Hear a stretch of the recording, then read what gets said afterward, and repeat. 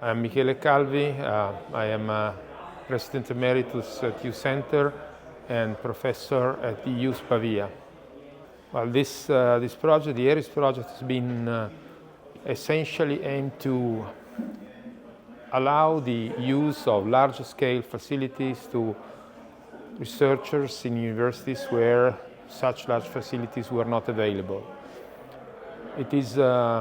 It has been a long time now that Europe has been trying to somehow favor this participation of researchers in large facilities.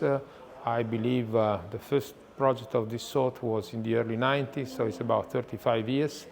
This project in particular has been a great success participation, and it has been for the first time that we had also facilities not strictly European.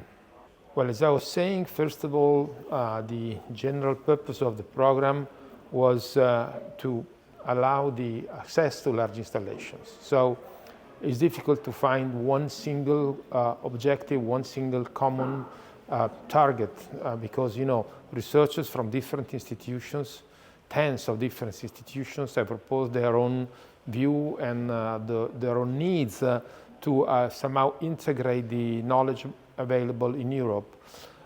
The fact that this time the focus was not only on earthquakes, but it has been also on wind, it's kind of a novelty, and I believe that this is something that we should regard as something new that should be pursued in the future as well, because the combination of different areas of research is a very good way of progressing, in the sense that knowledge is not always inventing, or is only rarely inventing something, and in most cases it's more a migration of competence from one field to another.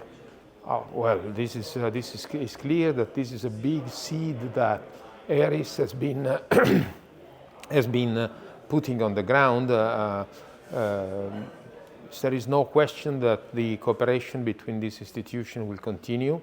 Actually, for some of them, this was not the first time that they were collaborating, but for sure, this has been a large effort. The coordination has been very strong, and the fact that there were different institutions with different purposes has been also favorable, in the sense that, as I was saying, in different areas, there has been a migration of competence from one area to another one.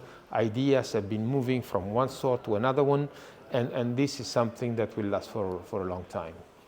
At the beginning of this sort of programs in Europe, Eurocode 8, or in general the Eurocode system, was in its infancy. The first program was exactly with the aim of favoring the research in support of Eurocode 8 in particular, which is the Eurocode which is related to earthquake engineering.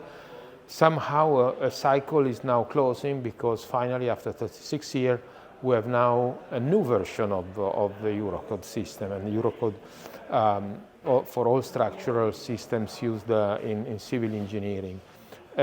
A new code is not an end, it's never an end. Codes are always progressing, but for sure, we are starting something as a new era now.